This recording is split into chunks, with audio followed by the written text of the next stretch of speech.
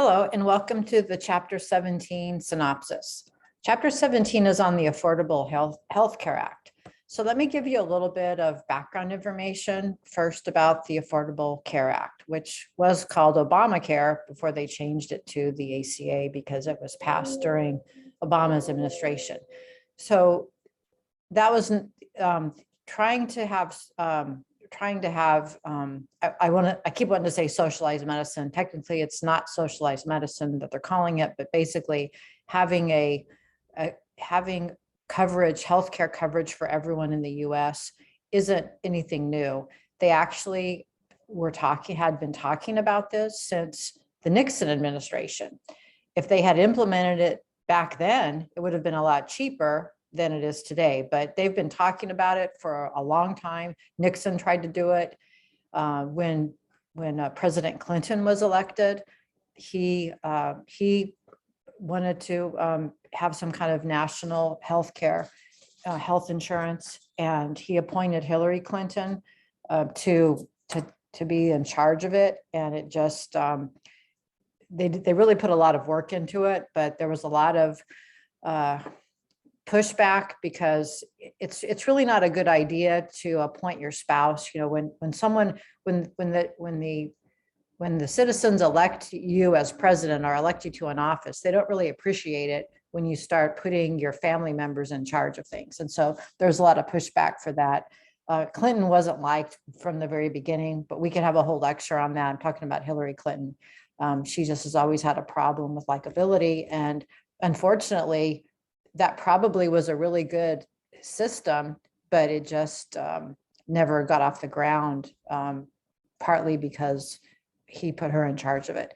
And then if talking about nepotism in government, fast forward to Trump gets elected and he's got his son-in-law and his daughter, working for him. So again, taxpayers don't like that, or citizens don't like that. So anyway, getting back to the healthcare thing. It's been a long time. It's been talked about for a long time. So finally, they got something passed with the Affordable Health Care Act, which was formerly called Obamacare. Okay, but let me give you some background information here that I have in the notes. So this is the debate that led up to the Affordable Care Act. And that was that 15% of Americans lacked health care coverage in this country. That translates to 45 million people, 18 of which are aged 18 to 24. So the popular media, out of Washington, they were saying what a travesty it is that 45 million people in this country don't have health care. Everybody should have the right to affordable health care. Well, here's the problem that they didn't tell us about. A lot of people who didn't have health care coverage, a lot of people out of this 45 million who didn't have health care coverage was simply because they didn't feel like paying the insurance premium. They just want to, go along, not taking responsibility for their actions. And then if they get sick, they just go to the emergency room and don't care to pay. So anyway, that's what they're getting at here. So 45 million people in this country don't have health care. 18 million are age 18 to 24. Okay, so out of this 18 million, 12 million people are eligible for publicly available health insurance, but choose not to take it because they don't want to pay the premiums.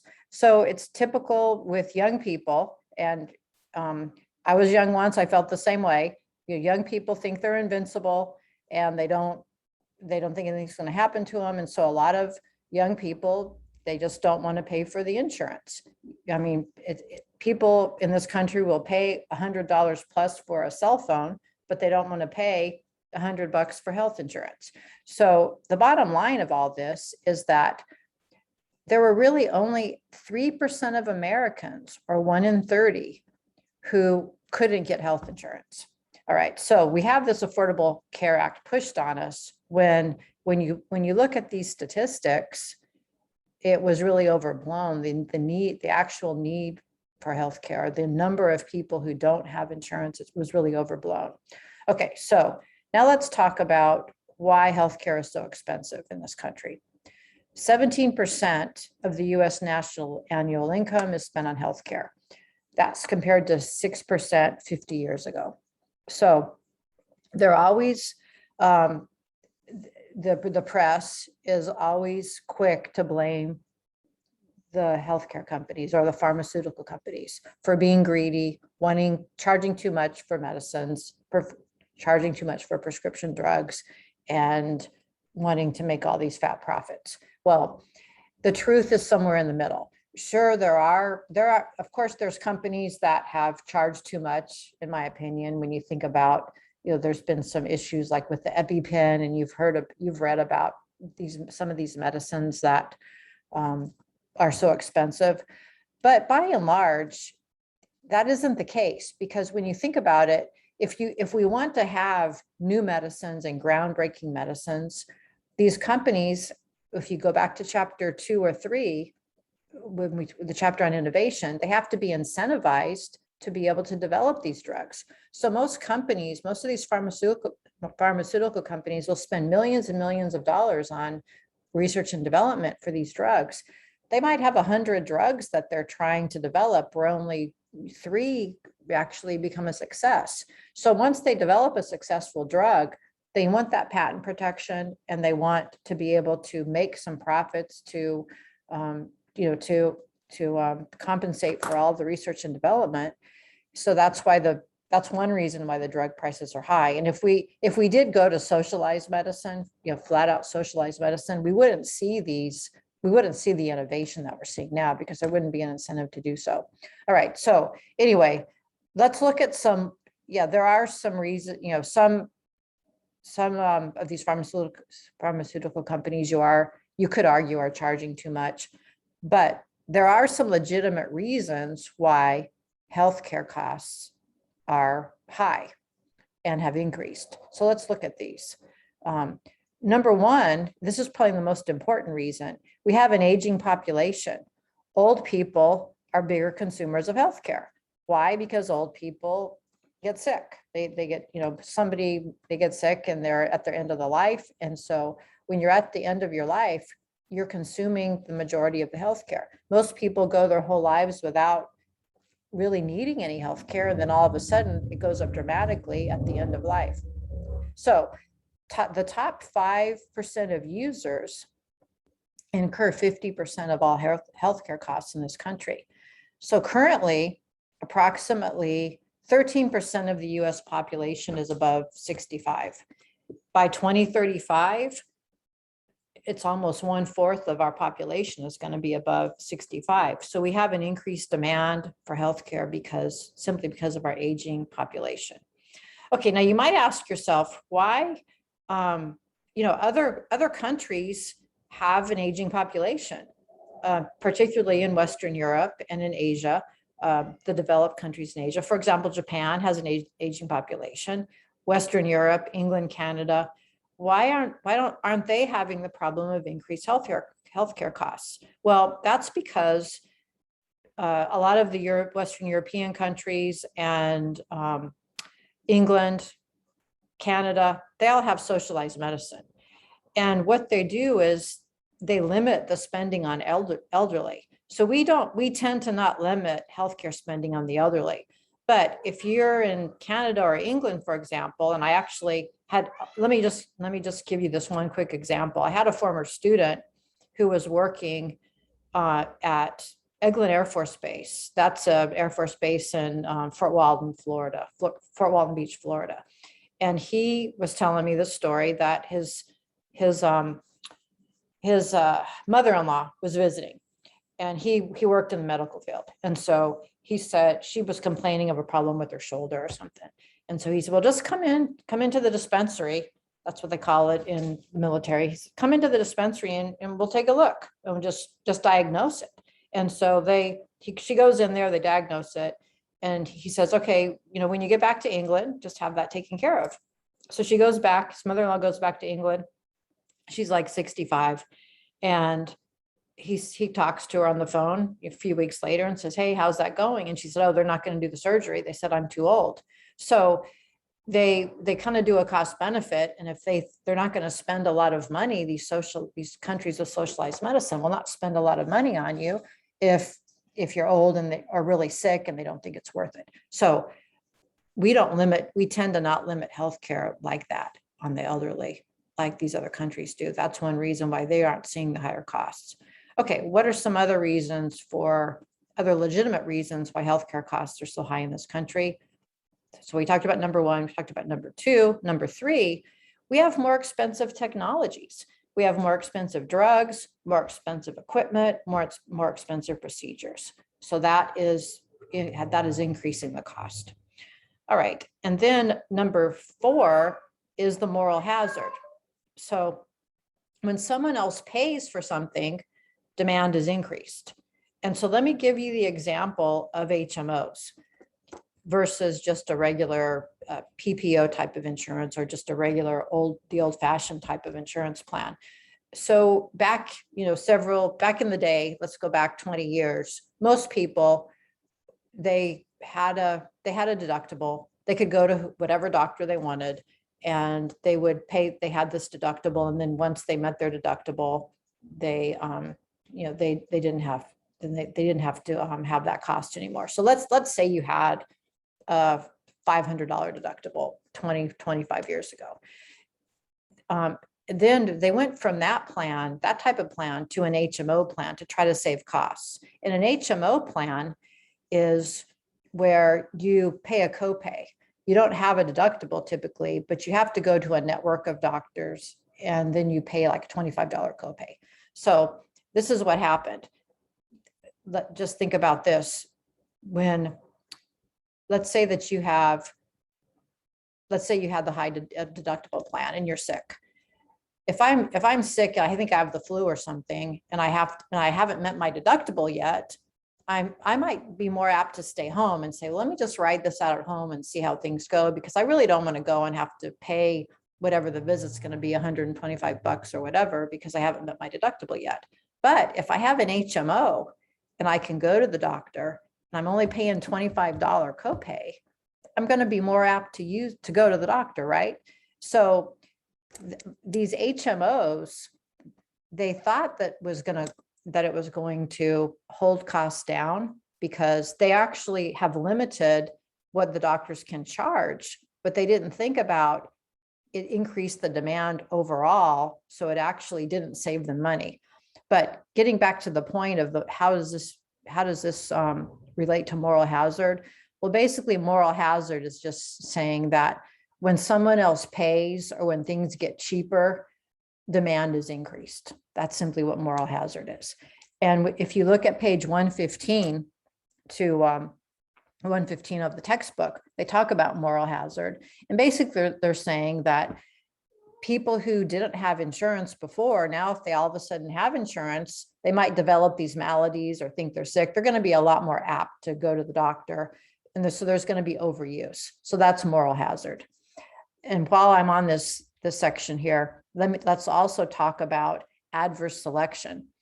They talk about adverse selection on page 115 also. And one of the questions in the homework assignment the question on this chapter deals with moral hazard and adverse selection. So adverse selection is when you basically are a high risk person, but you're trying to pay the lower premium. So let me give you an example of adverse selection in life insurance. Let's say that you're a smoker, and or that you engage in risky behavior, and you're going to quit smoking for like 30 days, try to get this health insurance policy, get the lower rate, and then go back to smoking. So adverse selection is when people who are in a high risk category are trying to get the lower rates. And so that's what these underwriters will research to try to look at your application, research it, and look at your test results to try to prevent this adverse selection. So adverse selection is simply when you have people who should be paying more, who are not paying more because they're trying to get the lower rates. So what they're talking about in the textbook, in the context of the Affordable Care Act and adverse selection, is this. So when these people in Washington, when they developed the Affordable Care Act and figured out what the premiums were going to be and all this, they basically said, if you don't have insurance, you have to get insurance. You're going to be required to get insurance. If you don't have private insurance or insurance through your employer, you can get it through the Affordable Care Act. And if you don't get it through the Affordable Care Act, we're going to charge you a penalty. That's what they said initially. Well, a lot of people, a lot of millennials basically said, I don't want to pay the $1,100 penalty. It's cheaper for me just to not pay it at all because I never get sick. And if I do get sick, I'll just go to the emergency room. So what happened was they thought there was going to be this huge pool of people in the insurance pool for the Affordable Care Act. That's how insurance works. You have this big pool of people, some old, some young, some healthy, some not healthy. Well, what happened was a greater proportion of older people and sick people signed up for the ACA, but not enough healthy people signed up for it. And so that's adverse selection when you have old, people who are high risk signing up for it, and the people who are low risk are not signing up.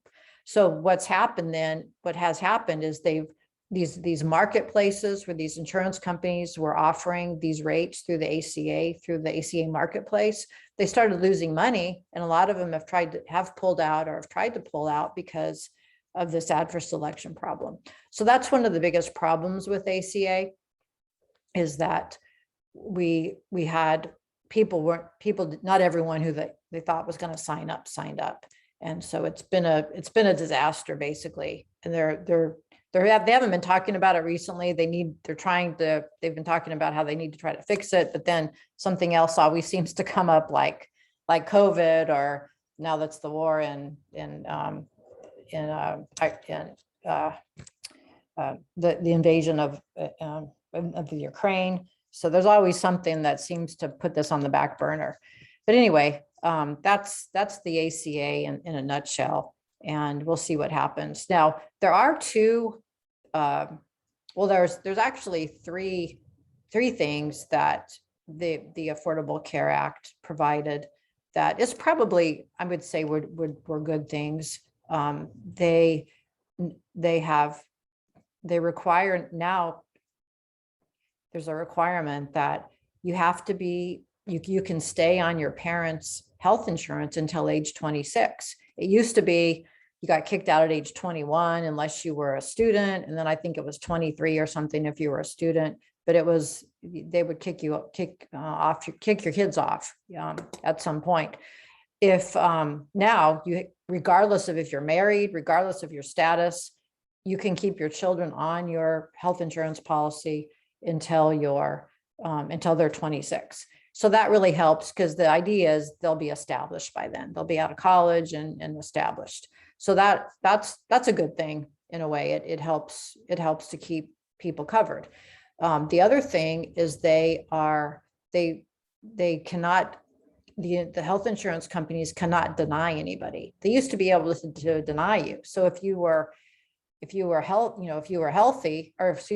had some kind of illness, they could deny you. And so it was really difficult for people if they were changing jobs or what have you to get insurance. And so that was a real problem. So now health insurance companies cannot discriminate and deny you because you're high risk or because you're in poor health. They can't charge you a different amount either. They also cannot have what they call pre-existing conditions. It used to be if you got insurance and you had something that happened to you within the last 2 years, that would be a pre-existing condition, and they wouldn't cover you for that for a certain period of time. They can't do that anymore. So that's good. I think, when you think about those three things, no more pre-existing conditions, you can't be denied, and kids can be covered till age 26. But the downside of that is we're all paying more for insurance. That's increased the cost for insurance companies, and that's increased all of our premiums. And remember, these insurance companies, a few of them are non-for-profit, but even the non-for-profit ones like Blue Cross Blue Shield, they still have to make a rate of return. And these other companies are in business to make a profit. Some of these companies are publicly traded. It is a business. So anyway, that's the whole rundown on insurance. Read the notes and make sure you look at pages 114 and 115. It talks about the moral hazard versus adverse selection. Oh, I forgot about the last part. Obesity. 1/3 of Americans are obese. That increases the probability of health problems, including type 2 diabetes. So we have an obesity problem in this country, and that actually is a factor. That's increasing our healthcare costs. Oh, and I just remembered a fourth thing that is good, that's mandated by the HCA, is these insurance companies cannot charge you for preventive care. So let's say that you have a high deductible policy. You can have your one